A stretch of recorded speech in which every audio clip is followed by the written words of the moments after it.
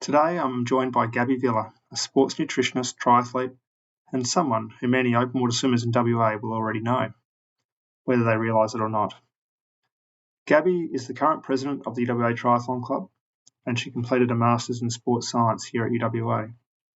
She works as a sports nutritionist at Intense Eat Fit, supporting a wide range of endurance athletes, from open water swimmers and triathletes through to ultra-endurance runners, including working with world-class athletes like Phil Gore, a world champion and world record holder in the backyard ultra.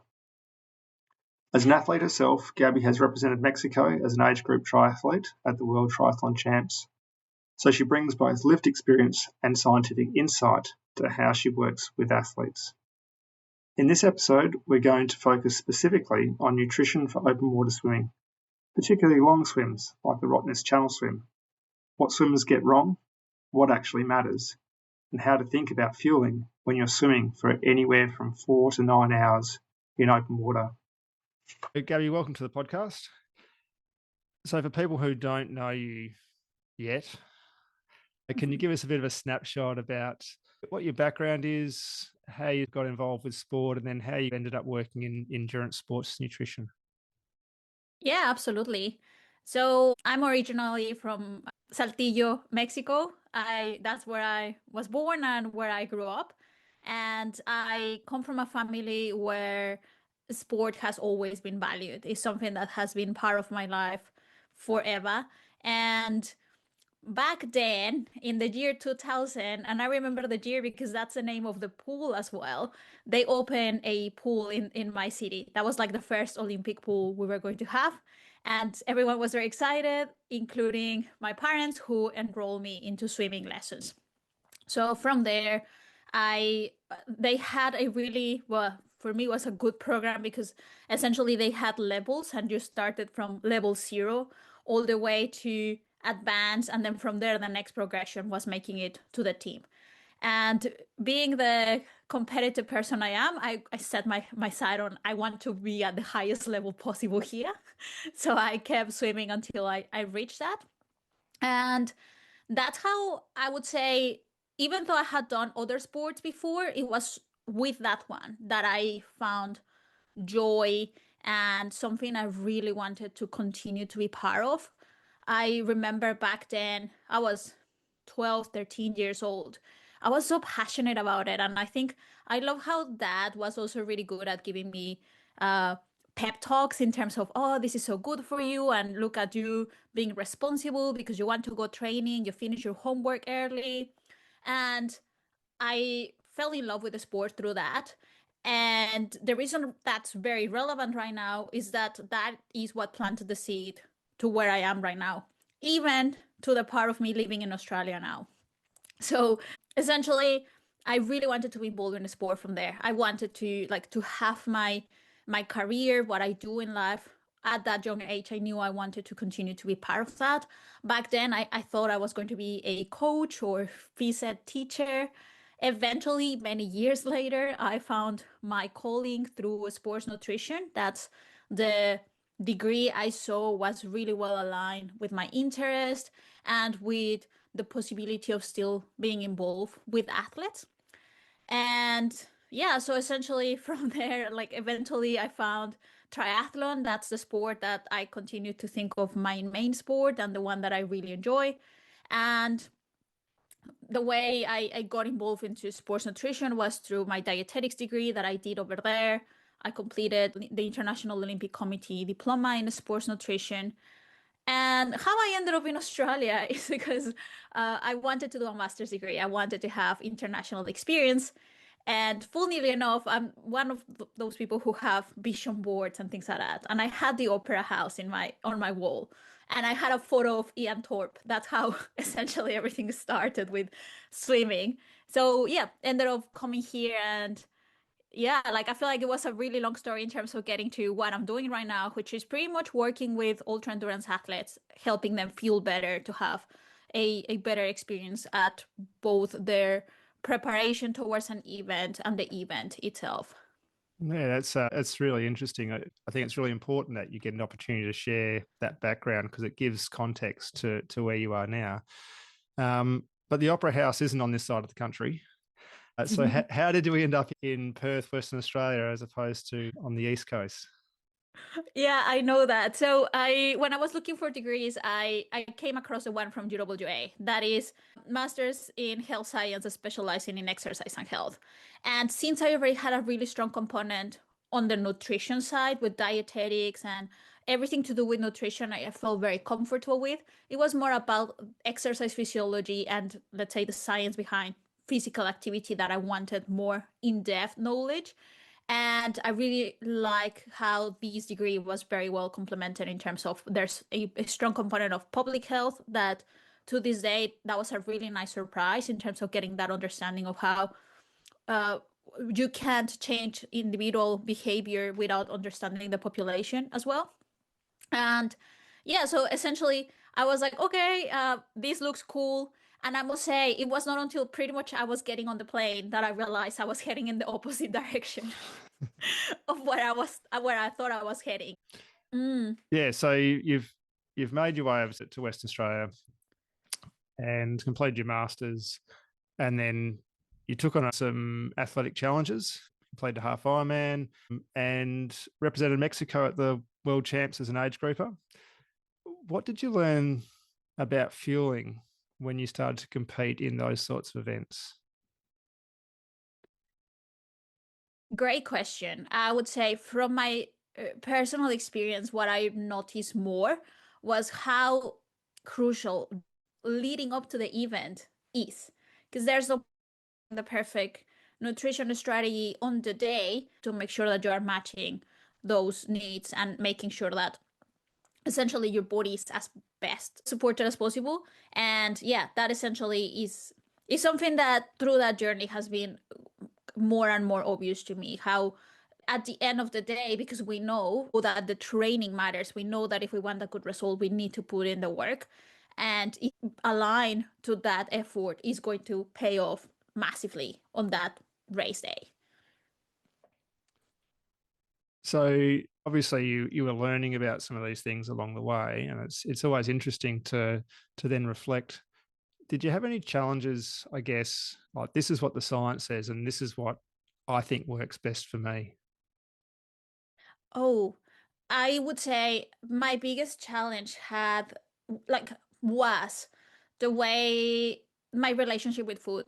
For a long time, I was very fixated on using food as a mechanism to lose weight and to essentially, let's say, manipulate my body shape and the way I looked and even feel. And what that meant was that my nutrition itself will be telling people how important it is to fuel and how important energy is. And then I will come home and I will be not feeling comfortable having a slice of bread or struggling to actually recover after the session because I felt like it was not hard enough. And that is something that actually through like moving here to Australia, I feel like it almost allowed me to start from scratch. The fact that I needed to find foods that I was happy getting here and buying, preparing foods for myself and things like that. It sort of gave me like a clean slate in terms of building that relationship with food again. And now I'm so happy and proud that I'm in alignment. I'm someone who, yes, will tell you about how important it is to fuel, and I will be doing that for myself. So definitely, that's been the best thing in terms of how is bringing those things together. And in terms of the, let's say, the science and the practice, in that case, it is definitely sometimes we can be very strict about the numbers, and we don't realize how when we are taking things into practice, the logistics, the experience, all those things we need to account for. Otherwise, it's going to be very difficult to have a cohesive, let's say, system for fueling and seeing the difference it makes. Yeah. And because obviously on race day, sometimes it is a bit more about the numbers, but in the lead up to that, we've got to think about life as well as the training we're doing. When you've worked with a range of different athletes and when you're working with swimmers, how do you think they sort of potentially underestimate nutrition compared to other athletes like cyclists and runners?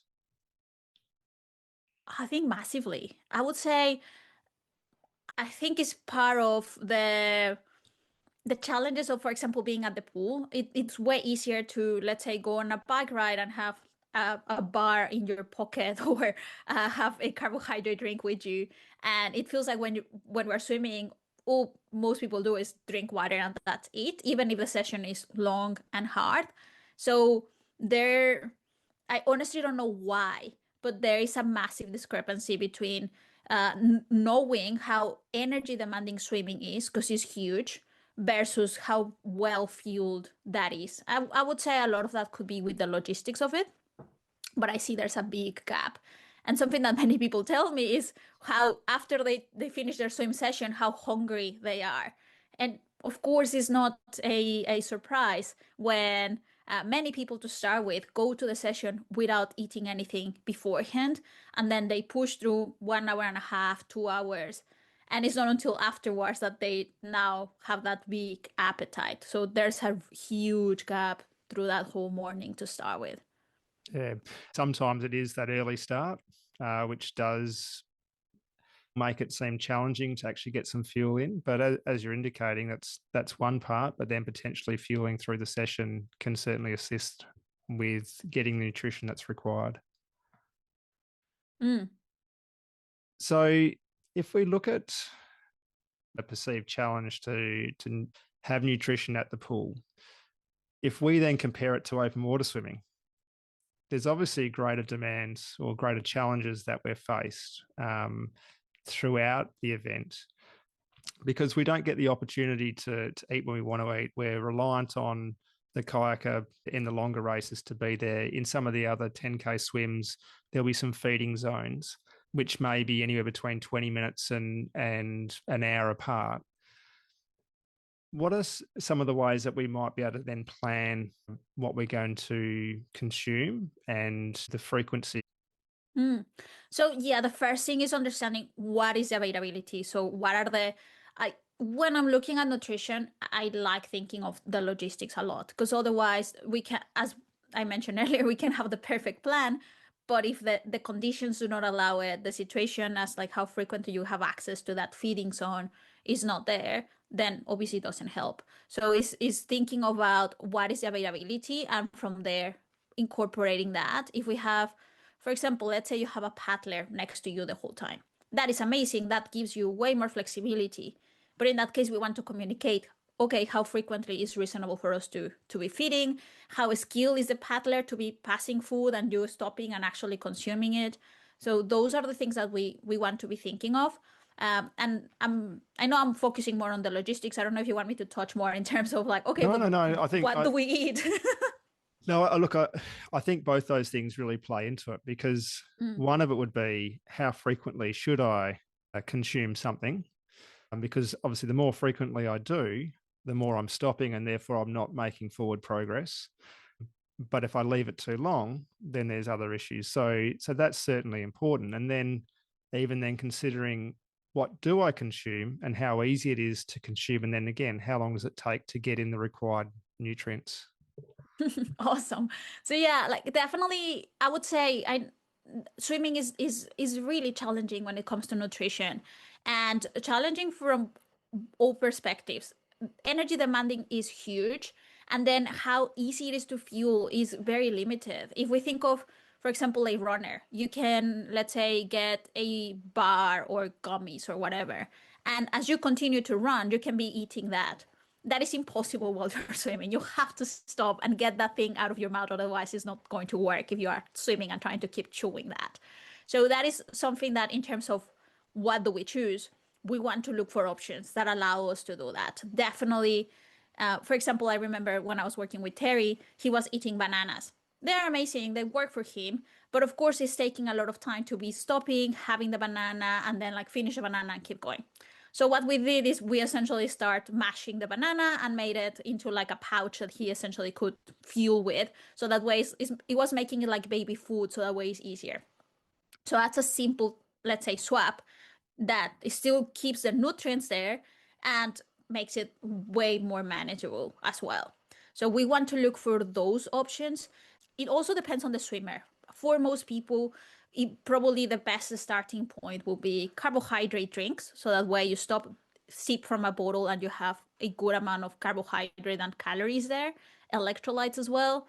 And energy gels are also really convenient because it's very easy to have with you and essential, well, not with you. Yeah, you can have them with you, or you can get them from the paddler and eat that, or even from the feeding zone as well. So those options typically will be preferred over things that you have to be chewing, or it will consume more time.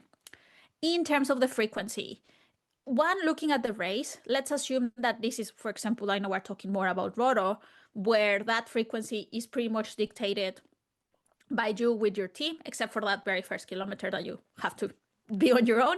But from there, we can obviously dictate how frequent you want to be fueling. From a physiological perspective, it's helpful to fuel frequently, let's say, so that way you continue to maintain your gut active. It's easier to have a smaller portion, so that way you don't have things at once. And this is where we marry the other part, which is, okay, but the more frequently I stop, the more time I'm not swimming. And that means that it's going to impact my whole time. So I would suggest intakes of either 20, 30, or 40 minutes. Most people prefer the 40-minute cycle, but I wouldn't leave it longer than that. Definitely, we know that most nutrition recommendations, especially if someone is already looking at that, they talk about hourly intake. So it means that many people think that they only should be fueling on the hour. And that makes it, obviously, it's too much if we want to have a lot. And what that does is, if we're waiting a whole hour to eat, it's going to make it very challenging for the gut to stay active. And that's something that we want to do. So I would say choosing whatever your sweet spot is, depending on the quantities that you feel comfortable consuming at once and how much you want to have in total. But between 20, 30, and 40 would be the ideal in that case.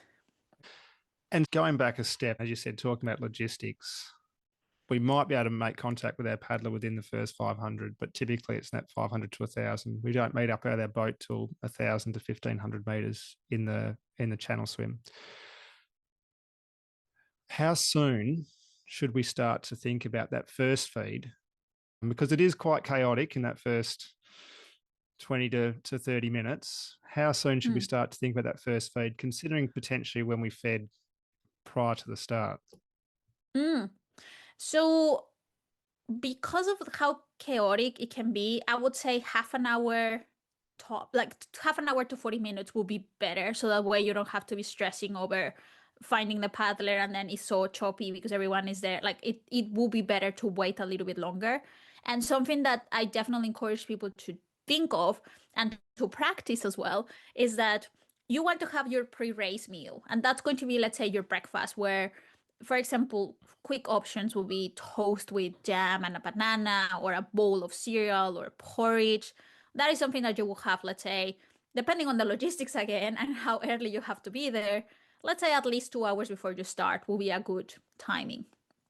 From there, what you can certainly do is right before starting, that is your first feed, let's say. So literally, let's say 5 to 10 minutes before starting, that's when you have an energy gel or something that you feel comfortable having, and then you start. So what that does is we're already activating the gut, is close enough for you to not risk going with hypoglycemia that can happen if you do that too early.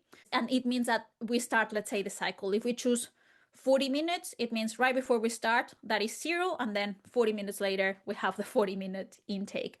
That's how I would suggest approaching it. So that way we don't have a massive gap. Because let's say we have the 2-hour breakfast, and then it's not until 40 minutes later that we start fueling. Now we're essentially almost 3 hours from that last meal that we're starting to get that energy, and that could be a lot. And if we consider the differences between, some of these people might take 4 hours, some might take 8 or 9 hours, would the strategies change, or the type of food that we consume might change? Possibly.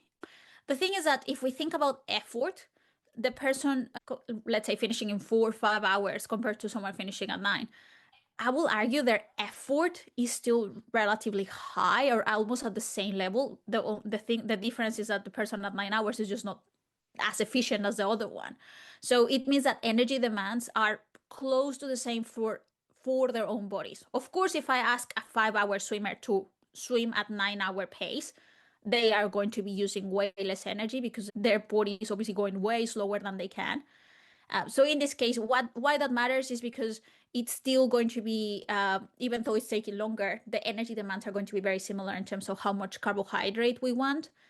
It's what I would potentially change about someone in the 9 hours is perhaps consider maybe some more variety, because it means that they will be having the same thing for way longer, and potentially a little bit of protein, because now it's getting so long that the body's going into, let's say, needing other resources as well. So that's where we can look at some, for example, there are some drinks that have a little bit of protein, or we can make our own mix that has some of that. So those are the things that I would say are better to consider. And depending on how skilled the person that is taking 9 hours, tweaking the frequency of the feeds could be helpful as well, because in that case I may suggest more like the half an hour, just so that way that they keep essentially having that nice energy boost and having the system active, because in that we know, and I'm assuming you're going to talk about that, how it's actually way more challenging for someone going in the 9 hours, because now the conditions get rougher and rougher as you keep going, and you are more time in the water, which means that you are getting colder. So nutritionally acknowledging that and being like, okay, if we start feeding a little bit more frequently, it means that also that helps with thermal comfort as well, if we start looking at things that are warmer. So yeah, some things to think of there. Yeah, so I was going to touch on that. So we're in the water for a while, and the Rottnest Swim isn't really cold water. It's sort of around 22 degrees most times.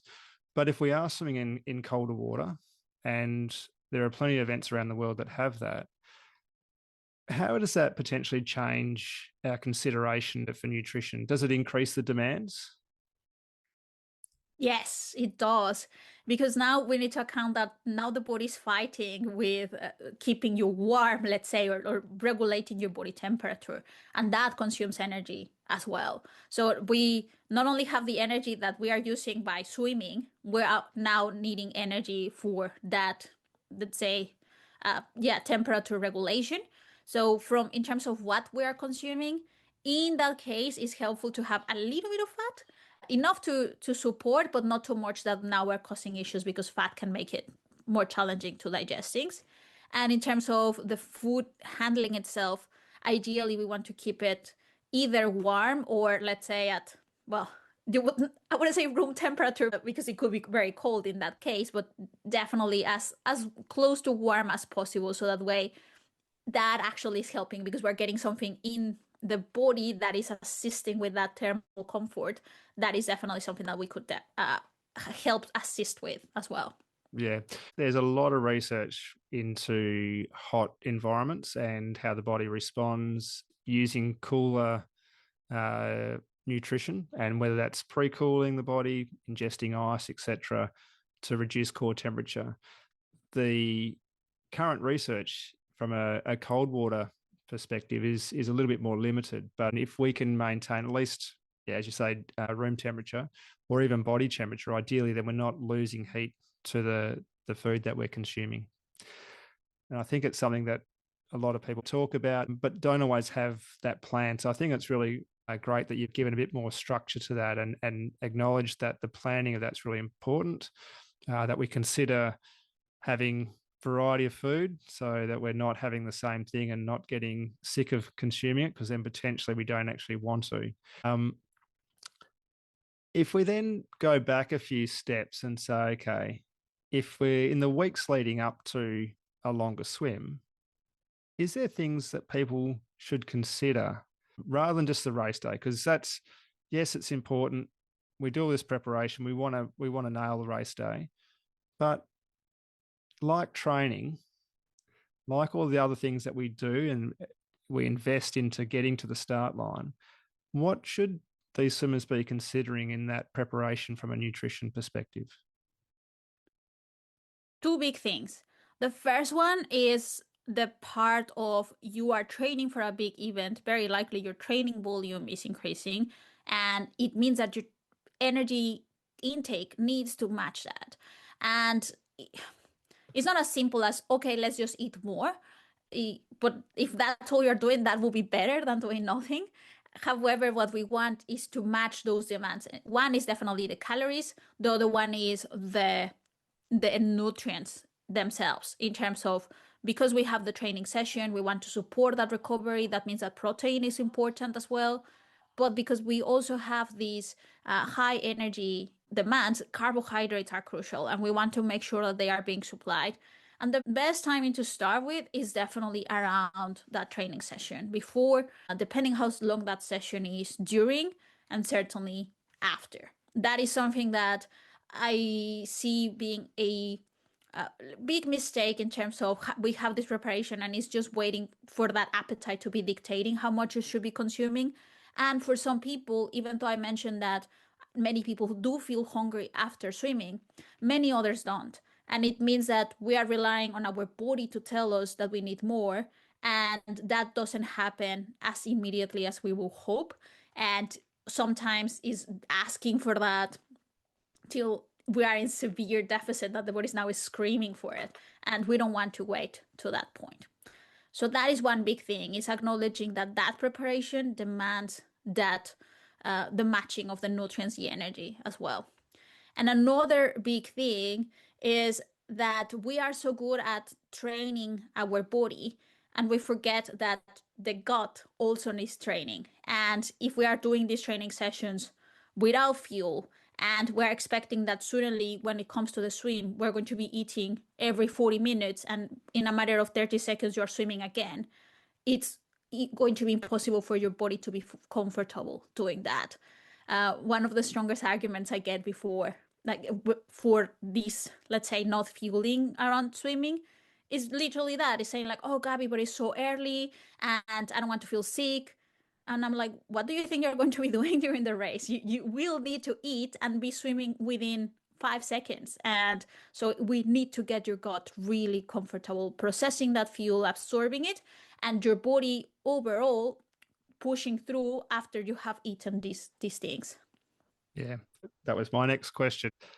We need to train that aspect as well. And as you say, the biggest complaint, or the most common comment from swimmers is, yeah, it's uncomfortable to eat and swim, but we need to practice that like any other skill, and so the body can adapt to that. So we're almost towards the end, and this has been really interesting, and I'm hoping the swimmers are taking on board this awesome information that you're sharing. What's one of the biggest nutrition mistakes you might see in these endurance athletes, these Rottnest swimmers? I would say one of the biggest misconceptions around nutrition is the need for hydration, because you don't notice that you're sweating. You're not noticing that you're losing fluid. And it's easier to assume that you don't need as much because you are surrounded by water. If we think about how sweat works, essentially it's helping your body cool down. And as much as we are in this environment that technically is not as warm as if we were running or something like that, the body's still losing fluids. So it's definitely helpful if we can. And I know that the pool conditions are not the same as the ocean conditions, but at least it's a reference, doing a sweat test. And that is as simple as stepping on the scale before you jump in the pool, and then stepping on the scale again, and essentially calculating how much you're losing per hour. So at least that gives you a reference. And for most people, that's an eye opener when they see how much they are actually losing in a single session. And now translating that to actually you're going to be there 5 hours or more. So it is something that 100% needs to be considered. And we want to be mindful, because hydration is a very tricky subject. We want to have just enough, because if we have more than necessary, that's also a big problem. And that's why having that reference of how much we potentially are losing is going to be very helpful. Yeah, I completely agree with that. It is very underestimated by a lot of swimmers, because, as you say, they do feel more comfortable in water than they are potentially on land and sweating. Last couple of questions. One that I ask everyone: what is your favourite swim set at the moment? I think it's going to be a surprise, but I do like golf. I like how it's something that it's really good at testing your progress and testing your pacing. And as much as I've been doing very poorly recently, I still find it an enjoyable set.